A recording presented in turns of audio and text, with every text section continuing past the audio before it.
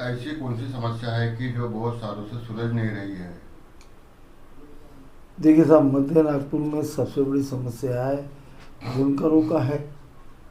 चाहे हलवा बुनकर हो, मुस्लिम बुनकर हो, उनके लिए रोज़गार पैदा करना। इसके पहले माननीय गडकरी साहब ने कहा था, यहाँ इम्प्रेस मॉल के सामने में हम उनके लिए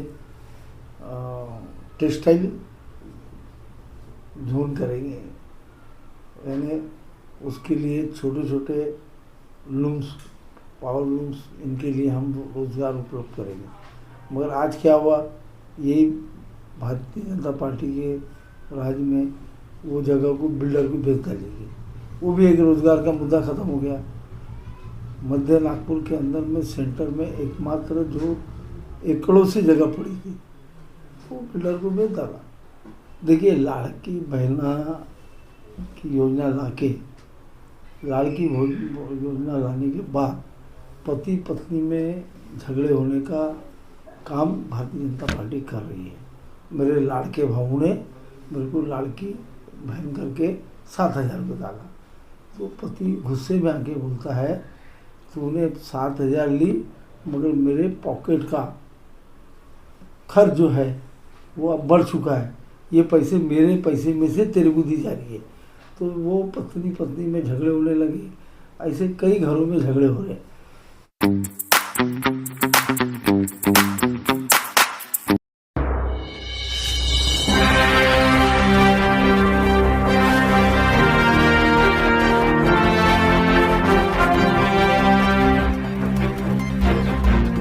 मैं 55 मध्य नागपुर विधानसभा क्षेत्र से अपक्ष उम्मीदवार, जिसे प्रकाश आंबेडकर जी ने वंचित बहुजन अघाड़ी से समर्थित किया है, और उनके समर्थन में मैं चुनाव मैदान में हूँ। और मेरा परिचय है, मैं हाजी मोहम्मद कलाम, माजी नगर सेवक, और मैं पिछले 45 वर्षों से कांग्रेस पार्टी का सक्रिय और पदाधिकारी रह चुका हूँ।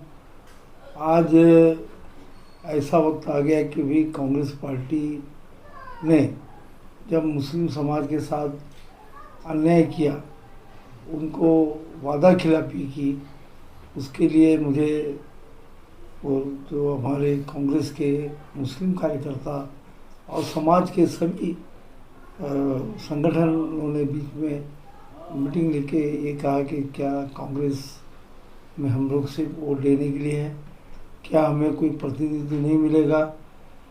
पिछले कई वर्षों से हमारा प्रतिनिधित्व नहीं है, ना राज्यसभा में है, ना विधानसभा में है, महाराष्ट्र लेवल पे, और ख़ास तौर पर विदर्भ में तो कुछ भी नहीं हमारा।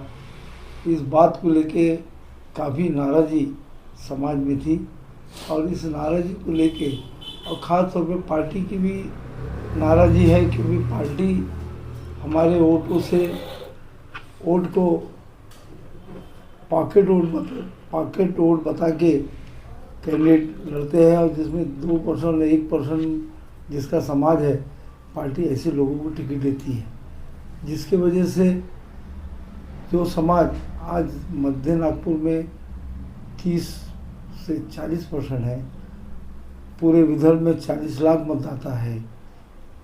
नागपुर जिले के अंदर में 6 मतदार संघ में, हर मतदार संघ में 15, 20, 25% वोटर है। तो क्या इनका एक प्रतिनिधि नहीं चाहिए, जिनका कोई समाज का बेस नहीं है?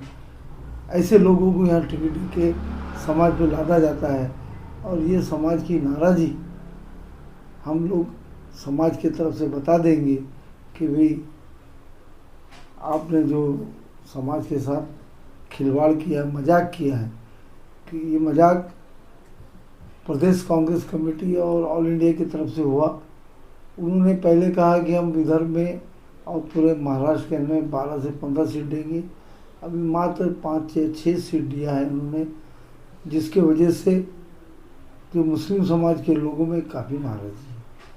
और मैं समझता हूँ जो हाल हमारा है वही हाल हमारे वंचित आघाड़ी वालों का भी हुआ है।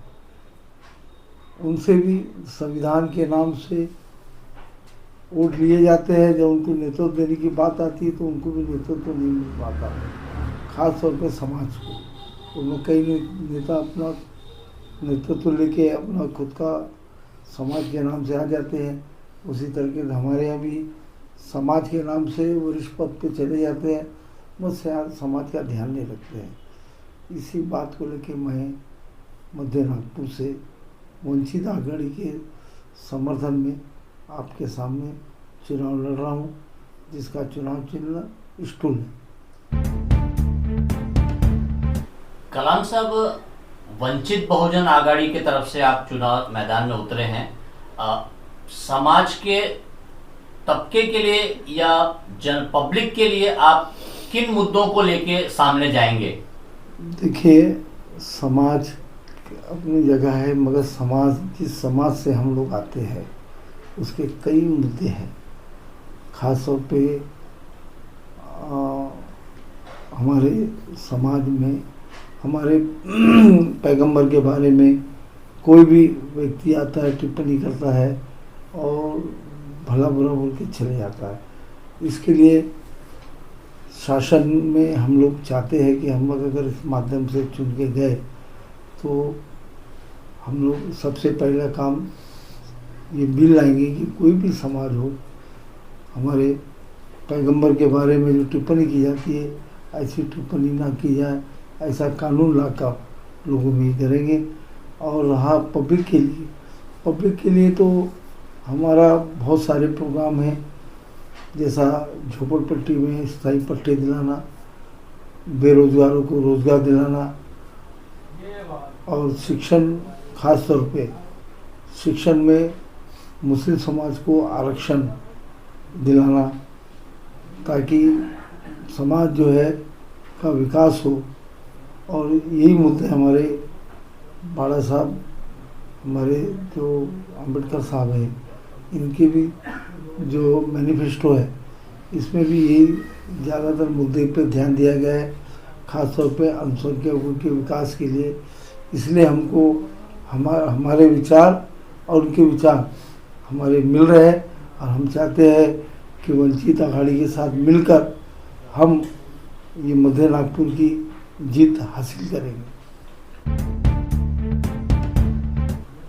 हाजी मोहम्मद कलाम साहब, आप मुझे ये बताएंगे कि भाजपा वाले ये कह रहे कि बटेंगे तो कटेंगे, आप इसका अर्थ कैसे लेंगे आप? देखिए, भाजपा वालों का काम ये है बटाना और काटना। वो तो काटते रह रहे हैं और समाज को काट रहे हैं, कहीं समाज को काट रहे हैं, कहीं जनता के हक को काट रहे हैं। ये नारा उनका है। बटेंगे यानी वो समाज को एकत्रीकरण करना चाहते हैं, मगर वो क्या है कि जो कटने वाली जो भाषा है वो उन्होंने एक डायरेक्शन दे दिया है, एक संकेत दिया है कि होशियार हो जाओ, अगर तुमने वोट हमको नहीं दिया तो आपको हम काटेंगे। तो यही हमारा उसके पीछे यही उसका अर्थ निकलता है। भाजपा के ऊपर कई बार आरोप लगाया जाता है कि उन्होंने अल्पसंख्यकों के लिए यानी आपके मुस्लिम समुदाय के लिए कोई भी ऐसी योजना नहीं बनाई है जिससे कि आपका समुदाय आगे बढ़ सके। इस पर आप क्या कहेंगे? देखिए, भाजपा का खुला एजेंडा है। वो तो जो हमारे जो स्कीम बहुत सारी शासन के फंड थे अल्पसंख्यक के लिए वो कम कर दिया, और जो शिक्षण में उनको वो मिलती थी ग्रेजुएटी, वो ख़त्म करते आ रहे हैं, और उनको किस तरीके से वंचित करना है ये उनका खुला एजेंडा है। मगर कांग्रेस भी तो अभी वही राह पे चल रही है। कांग्रेस भी तो क्या कर रही है कि लोग कांग्रेस के नाम से चुन के जाते हैं, भाजपा का एजेंडा चलाते हैं, और ऐसे लोगों ने ही कांग्रेस पार्टी को बदनाम किया है जो कांग्रेस के में रह के कांग्रेस का ही एजेंडे को के विरोध में काम करते हैं। आज मुस्लिम समाज को नेतृत्व नहीं देना, भाजपा में और कांग्रेस में क्या फर्क रहा? यही बात है, हम क्या बताएं आपको। भाजपा और कांग्रेस अल्पसंख्यक मुस्लिम समाज को केवल इलेक्शन आता है तभी याद करते हैं, क्या कहेंगे? देखिए, भाजपा और कांग्रेस तो उन्होंने सोच लिया कि भाई मुसलमान हैं, इनको कैसा भी आप वापरो, ये कहीं नहीं जाएंगे, हम वोट देंगे। और उनको एक डर डाल दिया जाता है कि अगर आपने कांग्रेस को नहीं दिया तो भाजपा आ जाएंगे। अभी बताइए, भाजपा यहाँ से 15 वर्षों से इसी मध्य क्षेत्र में भाजपा का आमदार है, किस मुस्लिम को उन्होंने तकलीफ दिया है? सवाल ये नहीं, पार्टी इस देश में कोई भी आए, जब तक बाबा साहब अम्बेडकर जी का संविधान है तब तक कोई भी समाज को वो तकलीफ जरूर देंगे, मगर उस समाज को उसका हक दिलाने से रोक नहीं सकते। सवाल है कि आज इलेक्शन जो है, जो बाबा साहब परम पूज्य बाबा साहब अम्बेडकर जी ने जो हमारा संविधान बनाया, उस संविधान के तहत तुमको हक दिलाया, वो हक लड़के कैसे लेगा, इसके लिए विधानसभा का ये चुनाव आज हम लड़ रहे हैं कि हमको लड़ के संविधान में जो हमारी जनता को मौलिक अधिकार दिया है, वो अधिकार उनको कैसे मिले, उसके लिए आज की हमारी लड़ाई है। बीते दिनों राहुल गांधी नागपुर में आए थे और उन्होंने संविधान की कुछ प्रतियों की प्रतीकात्मक पुस्तकें बांटी, जिसका कवर पेज लाल कलर का था और अंदर के पेज खाली थे। कहीं ना कहीं आपको ऐसा नहीं लगता कि संविधान को आड़े लेते हुए बेसिक मुद्दों से जनता को भटकाया जा रहा है? देखिए, कांग्रेस जो है एक जमाने से जिस तरीके से अभी लोगों को कह रहे हैं कि अगर आप कांग्रेस को वोट नहीं दे तो बीजेपी आएंगे, उसी तरीके से बाबा साहब के लाखों करोड़ों अनुयायी हैं, उनको भी इस तरीके से समझाया जाता है कि अगर से आपने कांग्रेस को वोट नहीं दिया तो बाबा साहब का संविधान खत्म हो जाएगा। इतना आसान संविधान खत्म करना नहीं है, ये चुनावी मुद्दा है, वो बोल रहे हैं, और चुनाव में हर किसी को हक है अपनी अपनी बात कहने का, उनकी बात है वो।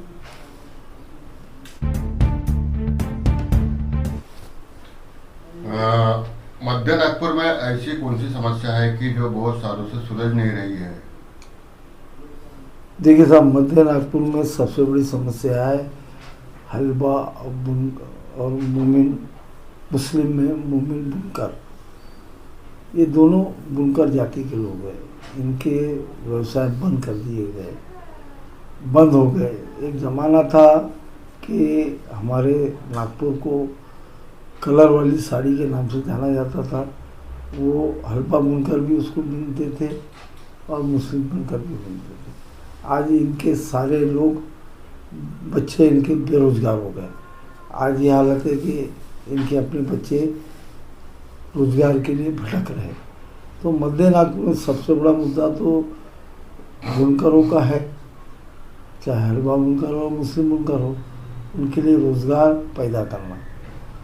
इसके पहले माननीय गडकरी साहब ने कहा था, यहाँ इम्प्रेस मॉल के सामने में हम उनके लिए टेक्सटाइल जोन करेंगे, यानी उसके लिए छोटे छोटे लूम्स, पावर लूम्स, इनके लिए हम रोज़गार उपलब्ध करेंगे। मगर आज क्या हुआ, यही भारतीय जनता पार्टी के राज में वो जगह को बिल्डर को बेच डालेगी, वो भी एक रोज़गार का मुद्दा ख़त्म हो गया। मध्य नागपुर के अंदर में सेंटर में एकमात्र जो एकड़ों से जगह पड़ी थी वो बिल्डर को बेच डाला। आज भी कुछ जगह बची है, जैसे सुदगिरनी है, सुदगिरनी में भी बुनकरों का अधिकार है। आज सुदगिरनी बंद करने के बाद में वो भी जगह बिल्डरों को बेच दी जा रही है, यही शासन द्वारा भी की जा रही है, उनको उनका हक दे दिया जा रहा। ये बहुत सारी चीज़ें हैं जो मध्य नागपुर में है। दूसरी बात, मध्य नागपुर में सबसे बड़ा प्रॉब्लम है ओल्ड ड्रेनेज लाइन और सीवर लाइन, जो विकास काम में आ रहा है। आप देख रहे हैं कि विकास काम में सीमेंट रोड बन रहे बड़े तेज़ी से, ड्रेनेज और सीवर लाइन की तरफ उनका ध्यान नहीं। जब पानी आता है, लोग घरों में पानी घुस जाता है, क्यों घुसता है? मैं नगर सेवक रह चुका है, मुझे पूरी स्टडी है, हमने इसका ट्रेनिंग लिया है कि सबसे पहले अगर रोड बन रहा है तो सबसे पहले सीवर लाइन का ख्याल रखें, उसके बाद में वाटर लाइन का ख्याल रखें, उसके बाद में वेस्टेज वाटर का ख्याल रखें, और उसके बाद में उसके ऊपर में रोड बनाया जाए। पहले डामरीकरण होता था तो पानी पस होता था, अभी सीमेंट रोड है, एक तो ज़मीन में पानी पस नहीं होता और ड्रेनेज से पानी बहता नहीं।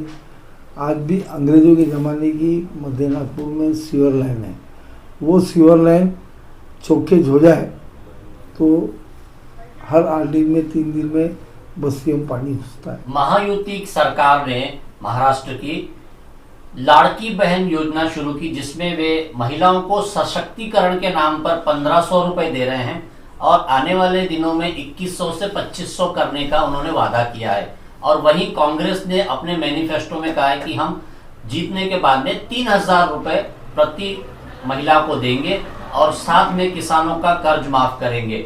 और इस बात को आप किस तरह से लेते हैं? देखिए, लाड़की बहना की योजना लाड़की योजना लाने के बाद पति पत्नी में झगड़े होने का काम भारतीय जनता पार्टी कर रही है, क्योंकि मैं तो फील्ड से जुड़ा हूँ और उसके अंदर में मैं देख रहा हूँ एक परिवार के यहाँ पे उसको 7000 रुपये उसकी औरत को आ गए और वो पति को बोलती है कि भाई देखो, मेरे लाड़के भाऊ ने मेरे को लाड़की बहन करके 7000 रुपये डाला। तो पति गुस्से में आके बोलता है, तूने 7000 ली मगर मेरे पॉकेट का खर्च जो है वो अब बढ़ चुका है, ये पैसे मेरे पैसे में से तेरे को दी जा रही है। तो वो पत्नी में झगड़े होने लगे। ऐसे कई घरों में झगड़े हो रहे हैं, इसका लाभ कुछ नहीं मिलेगा। मैं अगर चाहता, अगर मुझे मौका दिया जाए तो सबसे पहले मैं तो ये फुकट पैसे पार्टी की योजना का विरोध करूँगा। देना है, आप इलेक्ट्रिक बिल को माफ़ कर दो, आप किसानों के लोन माफ़ कर दो। आप ये क्यों नहीं करते? जो हमारे अन्नदाता है किसान लोग, इनको क्यों नहीं आप माफ़ करते? हमारे इलेक्ट्रिक का बिल क्यों नहीं माफ़ करते? हम तो माफ़ करने की फेवर में नहीं है। आप जो यूनिट रेट है कोई 100 यूनिट 200 यूनिट आप फ्री दे दो, यही पैसे में होता है, जिससे जनता खुश रहेगी। और ये पैसे बांटने से जनता खुश नहीं है। अंत में आप आम जनता से क्या आह्वान करेंगे? मैं अंत में आम जनता से यही आह्वान करूँगा कि आप कब तक राजकीय पार्टियों के चक्कर में आके बेवकूफ़ बनते रहोगे और वो झूठे वादों से आप कब तक निपटते रहोगे? आपका अपना प्रतिनिधि ऐसा चुनिए जो आपके आधी रात को काम आए और काम करने वाला आदमी हो। अगर आपने उस लायक अगर मुझे समझा है तो मैं चाहता हूं कि मैं आपकी सेवा के लिए कसौटी पे खरा उतरूँ।